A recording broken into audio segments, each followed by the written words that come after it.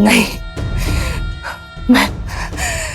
मैं सिया राम का मिलन बिल्कुल भी नहीं होने दूंगी। इन दोनों को एक कभी नहीं होने दूंगी, कभी नहीं।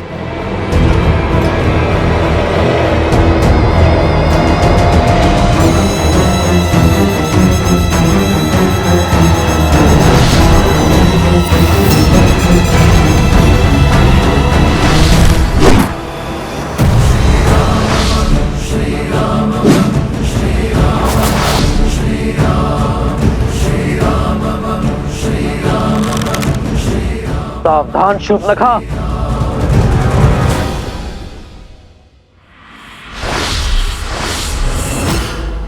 नहीं होने दूंगी मैं ये मधुर मिलन, नहीं होने दूंगी इस वियोग का अंत। जो करना है कर लो राम, ले सकते हो तो ले लो मेरे प्राण।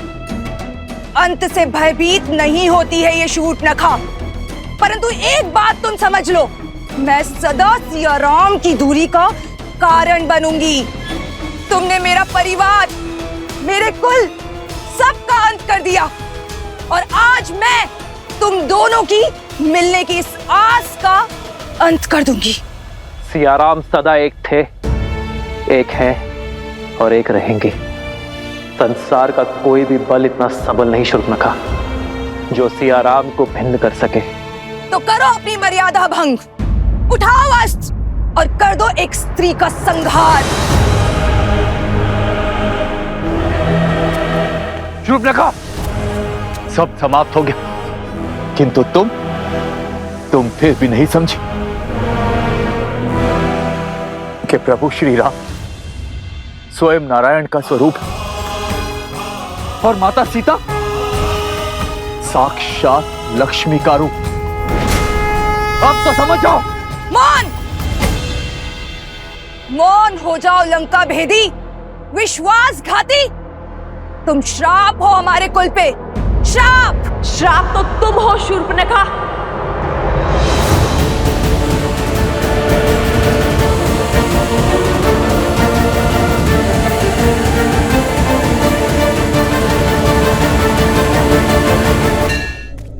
केवल अपने कुल के लिए नहीं, इस संपूर्ण समाज के लिए तुमने स्त्री के जिस रूप को इस समाज में प्रस्तुत करने का प्रयास किया है, उस रूप में स्त्री समाज में केवल अवसाद, दुख और पीड़ा ही लेकर आती है। मिथ्या है ये, मिथ्या।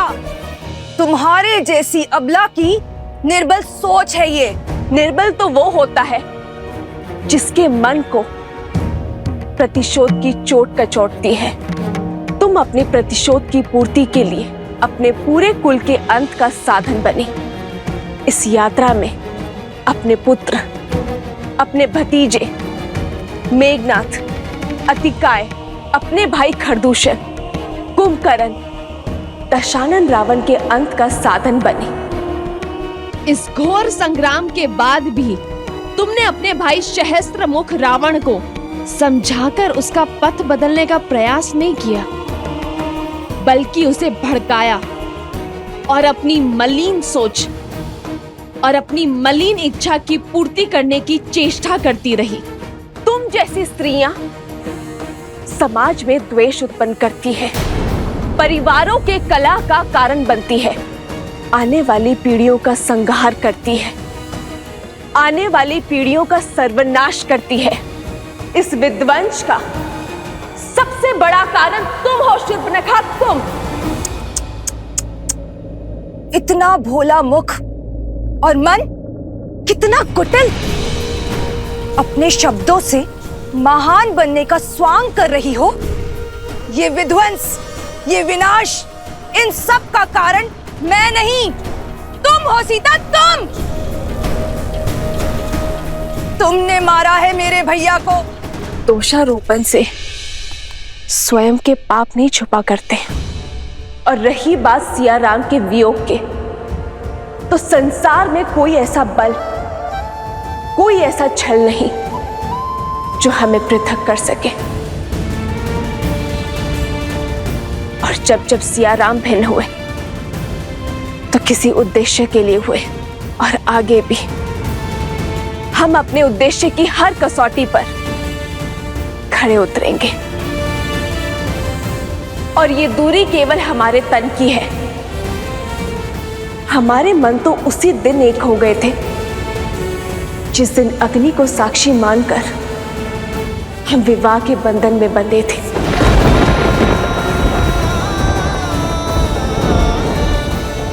मेरे शब्द तुम्हारे भले के लिए है शूर्पणखा। सब कुछ तो खो चुकी हो तुम। अब अपने अपराधों की क्षमा मांग लो ताकि अपने किए का प्रायश्चित कर सको, अपनी भूल सुधार सको। चली जाओ यहां से, क्योंकि रघुनंदन के हाथ मर्यादा की डोर से बंधे हैं और वो इस डोर को भंग नहीं करना चाहते। रघुकुल का बाण किसी स्त्री के लिए नहीं उठेगा। तुम भले ही असुर हो, परंतु हो तो स्त्री ही, और नारी का सम्मान करना रघुवंशी भली भांति जानते हैं। इसीलिए श्री राम ने तुम्हारे पग रोकने के लिए बाण चलाया था, तुम्हें मारने के लिए नहीं, किंतु स्मरण रहे।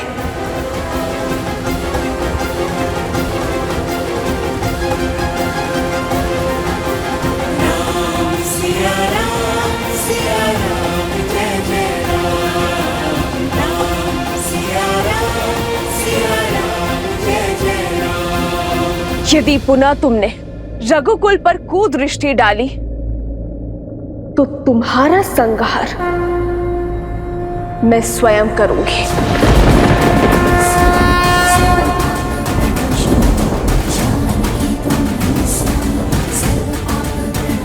असंभव!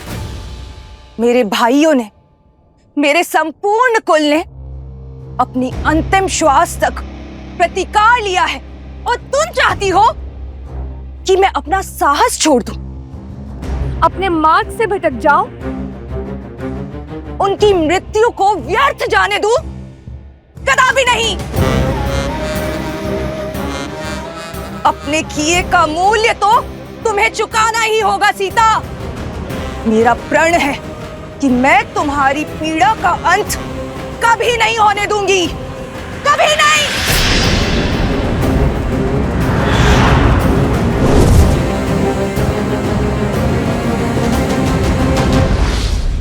जन्म जन्म का है ये संगम, राम रतन सीता वैभव धन। एक है पौरुष एक समर्पण, एक है रूप तो दूजा दर्पण। राम है लोचन, सीता का स्थान राम के चरणों में नहीं। राम है बादल, सीता वृष्टि। राम के हृदय में है।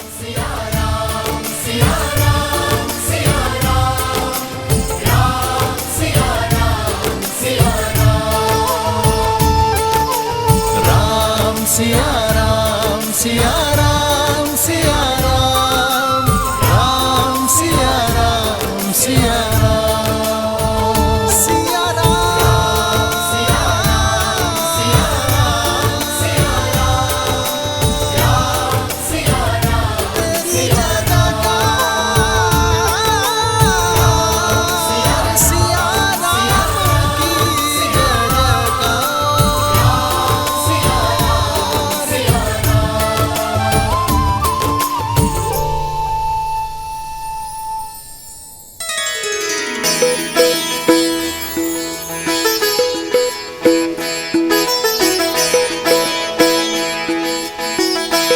प्रभु, आपका ये अलौकिक मिलन अयोध्या पे छाए दुख के हर बादल को हटा देगा, नगर भर के मन में खुशियों का संचार कर देगा। प्रभु,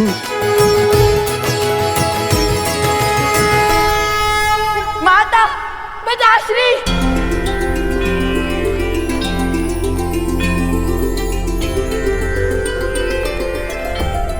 पुत्र माता, वो समय हम लाएंगे जब प्रभु श्री राम और माता सीता फिर से एक होंगे। क्षितिज, हम करेंगे रामायण संपूर्ण।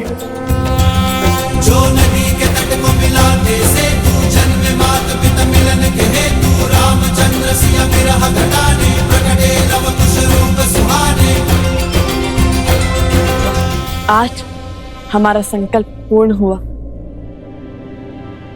सिया राम के वियोग का अंत हुआ। सिया राम, सिया राम, सिया राम। अब आप दोनों कभी पृथक नहीं होंगे।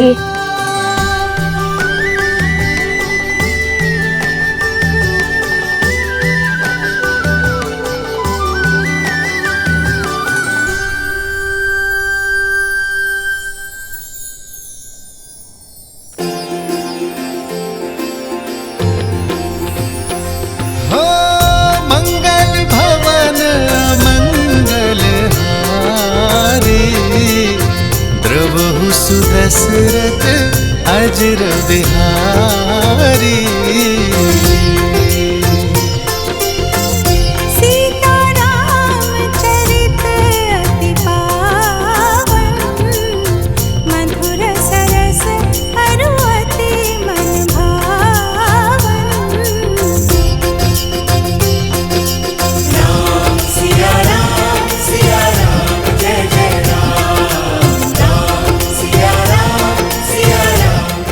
भैया, भाभी माँ, अब और विलंब उचित नहीं है। समस्त अयोध्या राम परिवार की प्रतीक्षा में। चले?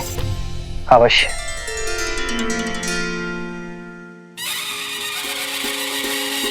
नहीं और भाई सूरज जागा पाए अमृत ये मन प्यासा पतझड़ की नाम दुष्ट आई बनते जैसे सुन पाई। सज रहो अयोध्या सारी, क्योंकि हमारे महाराज और महारानी जो पधार रहे हैं। राम जी सिया पधारे सरयू के किनारे द्वार सजाओ संग साथिया सौभाग्य जय सिया राम, जय सिया राम, स्वागत में जय सिया राम, जय सिया राम, जय सिया राम। संसार में अब सीता माता दशरथ नंदन रघुराय दस दिशाओं में हर नर गाता, हर नर गाता।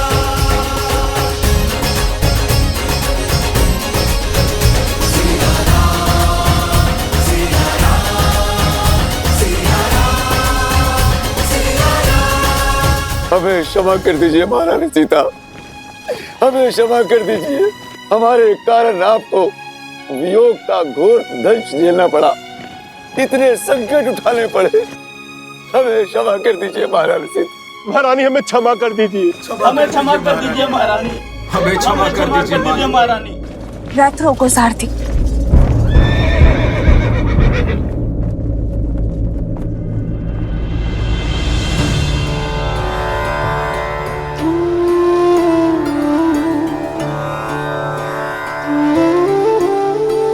अरे ये क्या कर रहे हैं आप? इसकी कोई आवश्यकता नहीं है। उठिए। आवश्यकता है देवी सीता, आवश्यकता है।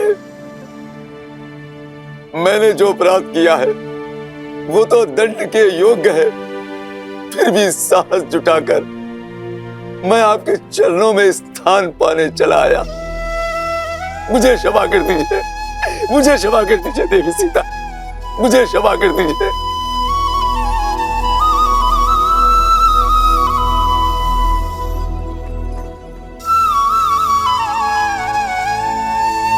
जब आपकी पत्नी ने आपको क्षमा कर दिया है तो मैं कौन होती हूँ आपको दंड देने वाले? इसे एक बुरा स्वप्न समझकर भूल जाइए और राम राज्य की परिकल्पना को साकार करने में जुट जाइए। शुभ घड़ी है। चलिए अपने आंसू पोंछिए और आप भी।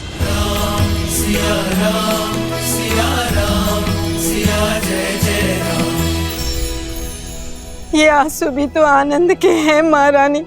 आज आपको इस नगर, इस देश में देखकर मेरे सिर से अपराध का भार हट गया।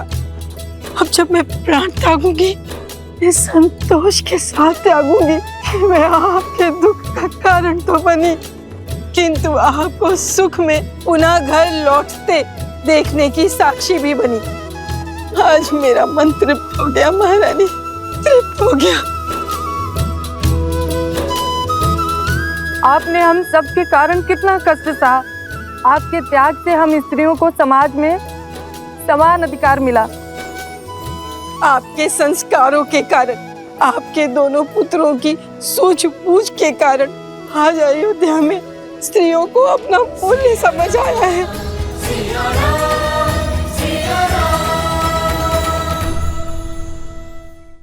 आशा है संसार इस सीख को स्मरण रखेगा। जब जब स्त्री पुरुषों के कंधे से कंधा मिलाकर चलेगी, तब तब समाज उन्नति की ओर अग्रसर होगा। और जब जब पुरुष स्त्री के कंधों पर पांव रखकर उनका दमन करेगा, तब तब उन्नति की गति रुकेगी। एक योग्य बालक अपने परिवार को आगे लेकर जाता है, किंतु एक योग्य बालिका पूरे समाज को आगे लेकर जाती है। और ये सब नारियों के प्रयासों के कारण ही संभव हो सकता है।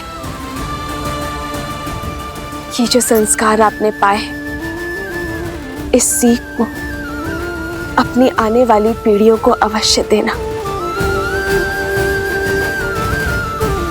जय सिया राम, जय सिया राम, जय सिया राम, जय सिया राम।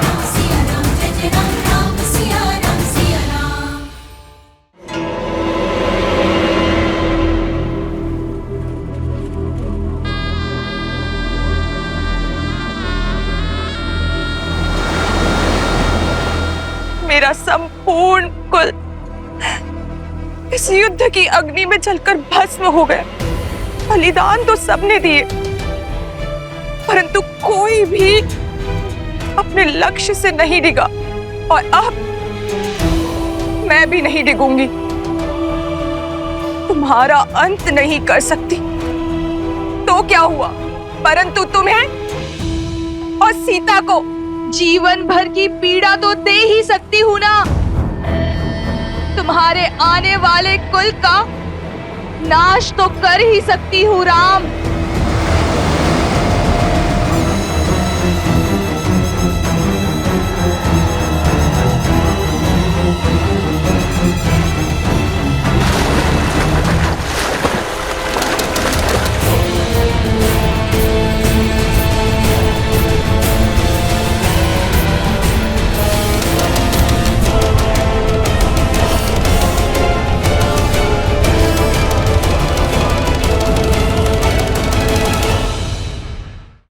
मेरे अयोध्या वासियों, आज वो शुभ दिन आ गया। लोक अपवाद की जिस असुरी ज्वाला में समस्त कौशल राज्य जल रहा था, आज उस असुरी शक्ति का संहार हुआ। और उसका श्रेय देवी सीता को जाता है।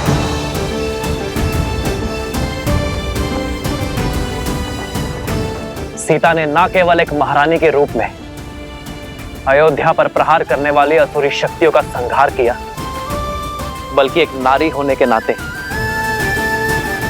नारी को उसके सम्मान का उपहार दिया। राक्षस के समक्ष तलवार उठाने वाली सीता ने अयोध्या की प्रजा के लिए त्याग किया। यदि सीता चाहती तो वनवास के लिए बड़ी सरलता से मना कर सकती थी, किंतु सीता ने दुर्गम मार्ग चुना। रघुकुल की मर्यादा और कौशल राज्य की नारी को उसका सम्मान दिलाने का कार्य जो सीता ने किया है, उसके लिए रघुकुल और अयोध्या सदा सदा के लिए सीता की ऋणी रहेगी। जय सिया राम, जय सिया राम, जय सिया राम, जय सिया राम।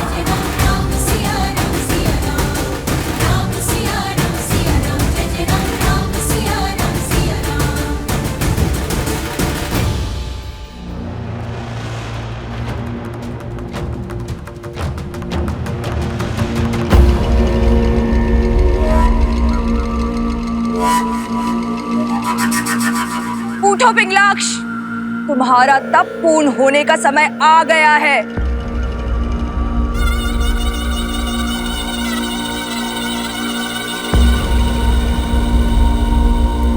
कब तक यही मानव और देवताओं के पैरों तले छुपकर बैठे रहोगे? अपना तप तोड़ो पिंगलाक्ष, अग्निदेव का दिया हुआ वरदान का प्रयोग करो, अपने कुल की लाज बचाओ। मेरे तप की समय अवधि आप कैसे तय कर सकती हैं? मेरा तप तब तक समाप्त नहीं होगा जब तक तुम्हें अपनी दादी और पिता के वध का प्रतिशोध लेने का अवसर नहीं मिल जाता। हाँ, यही मेरे जीवन का एकमात्र उद्देश्य है। तो उठो, मैं तुम्हें उसी उद्देश्य की ओर अग्रसर करने आई हूँ। तुम्हारी दादी ताड़का और तुम्हारे पिता सुबाहु को मारने वाले उस राम से प्रतिशोध दिलवाने आई हूँ।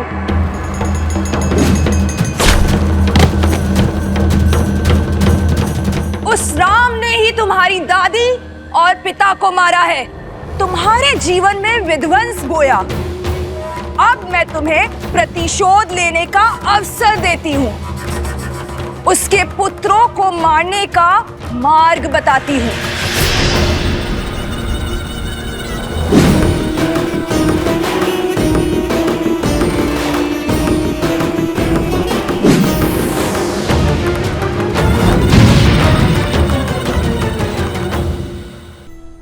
पुत्र राम, अयोध्या की इस पीढ़ी और इसके बाद की पीढ़ी दोनों की एक ही मंशा है, सिया राम के पुनर्मिलन का महोत्सव। इनकी ये इच्छा पूर्ण करोगे ना? हाँ हाँ, महोत्सव तो होना ही चाहिए। हाँ हाँ, अवश्य होना चाहिए। हाँ हाँ, अवश्य होना चाहिए। अवश्य होना चाहिए।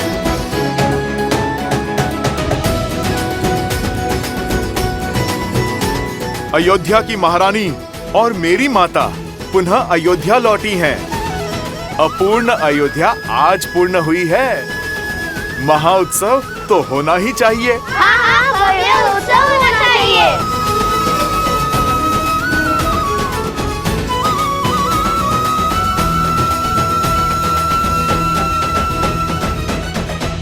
उत्सव होगा पुत्रों, अवश्य होगा।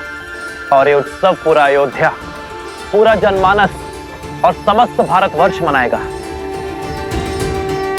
क्योंकि उत्सव केवल सियाराम के मिलन का नहीं, स्त्री और पुरुष के बीच असमानता की रेखा मिट जाने का भी उत्सव है।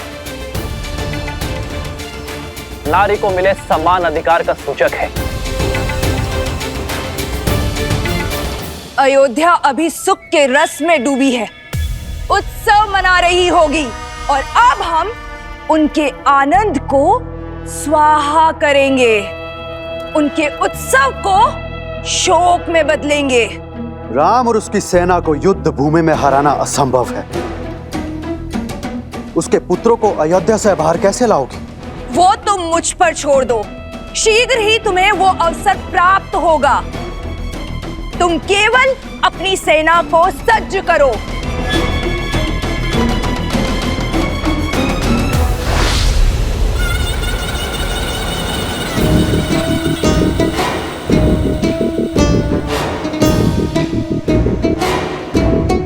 जो अपने कुल का नाश होने का कारण बनी हो, उस पर विश्वास करना सरल नहीं। स्मरण रहे, यदि कुछ भी अनिष्ट हुआ तो मेरी अग्नि सबसे पहले तुम्हें जलाकर भस्म करेगी शूर्पणखा। भैया, मैं तो कहता हूँ इस पुनर्मिलन के महोत्सव में राजा, महाराजा, संतगण और सभी ऋषियों को आमंत्रित किया जाए। ये उत्सव इतना बड़ा हो कि ये संसार आने वाली कई सदियों तक स्मरण रखे। अवश्य सभी को निमंत्रण भेजा जाए। पिताश्री, पिताश्री, हम स्वयं जाएंगे मिथिला नरेश को निमंत्रण देने। अवश्य पुत्र, किंतु इस बार मिथिला नरेश को नहीं, अपने नानाश्री को निमंत्रण देना। तो निश्चित रहा, अगली पूर्णिमा को अयोध्या में उत्सव होगा। पुरुषों और स्त्रियों के बीच के भेदभाव को समाप्त होने का और संसार से उस असुरी शक्ति का नाश होने का। जय सिया राम! जय सिया राम! जय सिया राम! जय सिया राम! ओम नमः शिवाय, ओम नमः शिवाय, नमः शिवाय, नमः शिवाय।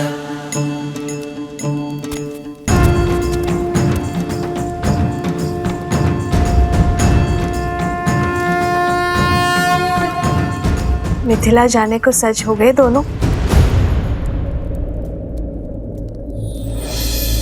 ओम नमः शिवाय। मैंने, तुम बोलो।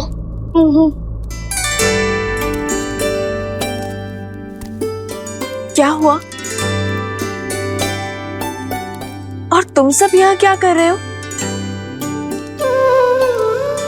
माता, वो हम सभी का मत था कि जाने से पूर्व आपके हाथों से बना स्वादिष्ट भोजन मिल जाता तो आप यहाँ हैं तो ये बेचारे तो वर्षों से प्रतीक्षा कर रहे हैं आपके हाथों के भोजन खाने को। यहाँ आओ। गुरुवर वशिष्ठ का आदेश है कि शुक्ल पक्ष के शुभ दिन पर ही मैं और तुम्हारे पिताश्री अयोध्या के सिंहासन पर विराजमान हो। तब तक मैं वहां नहीं जा सकती, यहीं रहूंगी। दृष्टि का आनंद लेने के स्थान पर आप पुनः वनवासिनी बन गई।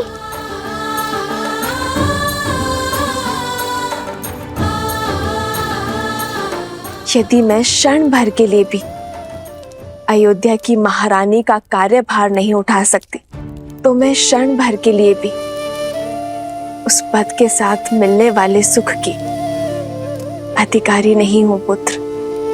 और यहाँ तो प्रश्न पूरे 16 पहर 2 दिवस का है। कितने उत्सुक थे आपके हाथ का भोजन ग्रहण करने के लिए। इतना सुना था हमने। जहाँ एक क्षण बिताना भी असंभव है, वहाँ 2 दिवस कैसे काटेंगे हम?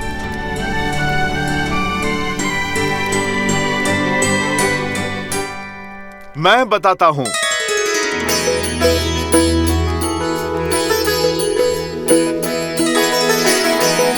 हनुमान जी,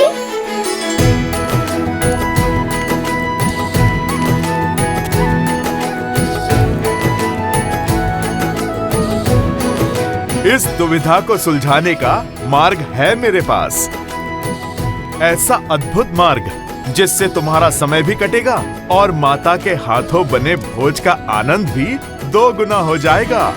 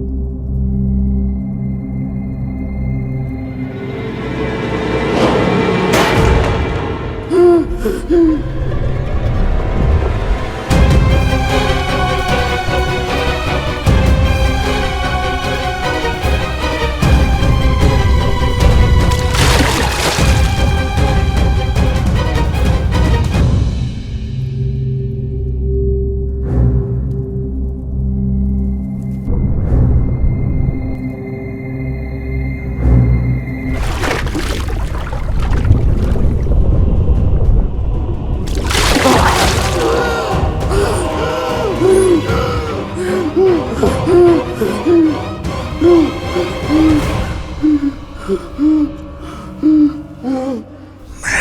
तुम्हारे सर में मंडरा रही है। सीताराम मुझे दे दो। राम, तुम मुझे मार सकते हो किंतु मेरी सोच को नहीं। मेरे रक्त की एक एक बूंद में द्वेष, लोक अपवाद और पाप शक्ति समाहित है। और जब तक मेरे रक्त की एक बूंद में इस व्यक्ति की धमनियों में समाहित है, तब तक मैं पराजित नहीं होऊंगा। अब मैं अपनी असुरी शक्ति के बल पर इस भोले भाले व्यक्ति की सहायता से वो स्वांग रचूंगा, वो रेखा खींचूंगा जिसे लांघ कर सिया राम कभी भी एक नहीं हो पाएंगे। सहस्त्रमुख रावण की सोच के रहते सीता के मस्तक से अपमान का कलंक कभी नहीं मिटेगा। सुना है राम राज्य में प्रश्नों के उत्तर मिलते हैं, दंड नहीं। फिर एक अयोध्या वासी की दुविधा तो तुम सुलझाओगे ही राम। उसके प्रश्न के उत्तर तो तुम दोगे। वो प्रश्न जो पुनः तुम्हें सीता के पृथक कर देगा। इस मिलन के उत्साह को वियोग के शोक में बदल देंगे।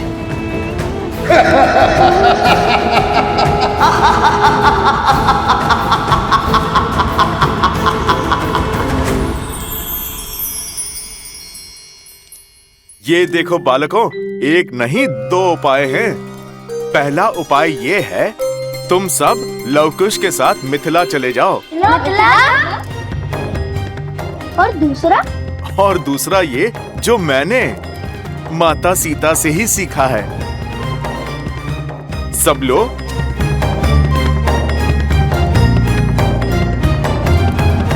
लो, सब लो। ये क्या हनुमान जी, इसमें बड़ी माता श्री के हाथों का साथ थोड़ी मिलेगा। अरे इसे खाना नहीं, इस पे अपनी इच्छा के व्यंजन लिखने हैं। तुम्हें माता के हाथों से जो खाना है उसकी सूची बनानी है। सूची? अर्थात माता को तो भांति भांति के पकवान बनाने आते हैं। कहाँ से आरंभ करें और कहाँ पे अंत, कुछ समझ नहीं पाओगे। इसीलिए मैं आपसे कहता हूँ, आप सब मिथिला जाइए लवकुश के साथ। समय भी कट जाएगा और सूची पूर्ण करने का समय भी मिल जाएगा। अरे हनुमान जी, ये तो सुकोमल राजकुमार हैं। इनकी भूख आपके समान नहीं है। मिथिला क्या, ब्रह्मांड का भ्रमण भी कराए तभी आप जितनी विराट सूची नहीं बना पाएंगे। इनके लिए तो एक एक व्यंजन ही बहुत है।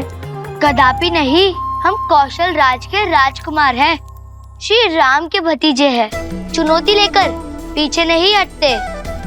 देखिएगा हनुमान जी, ये भोज आपके भोज से भी अधिक प्रसिद्ध और परिपूर्ण होगा।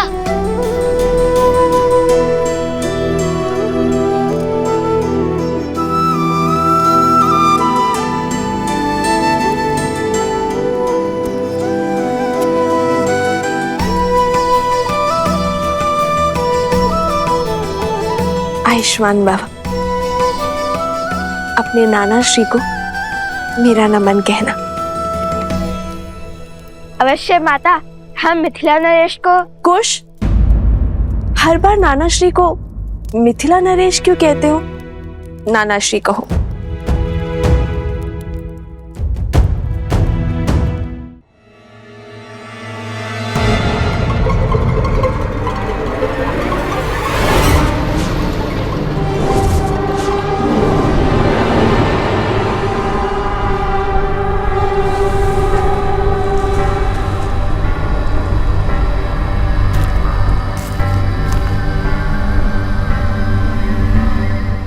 सावधान, लवकुश अयोध्या से निकल रहे हैं।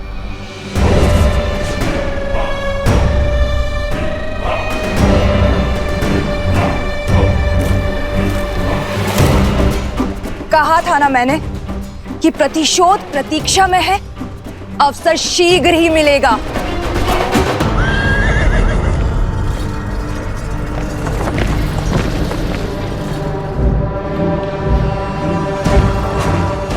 ये निकल तो गए हैं, पर मिथिला पहुंचेंगे नहीं।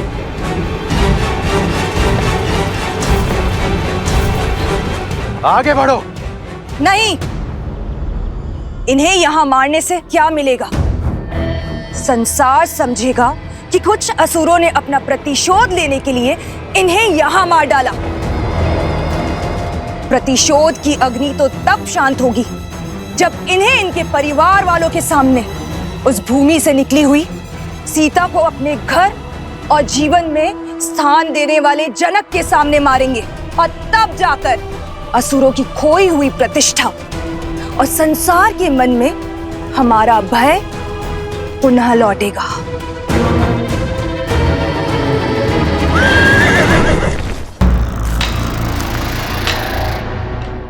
जाओ पुत्र, भोजन आरंभ करो, मैं अभी आई। देखिए ना कितने दुर्लभ पुष्प लेकर आई हूँ। आधे माह तक सुगंध देते हैं ये, और मुरझाते भी नहीं है। मुझे मार्ग में मिले तो मैं ले आई। ये हम महाराज राम और महारानी सीता को महोत्सव में भेंट करेंगे। हमारी ये तुच्छ भेंट उनके चरणों की शोभा बढ़ाएगी। क्यों?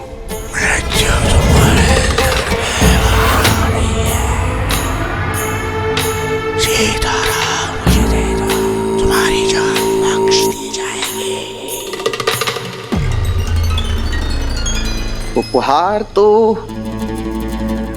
उन्हें मिलना ही चाहिए, क्यों? जी। किंतु ये नहीं।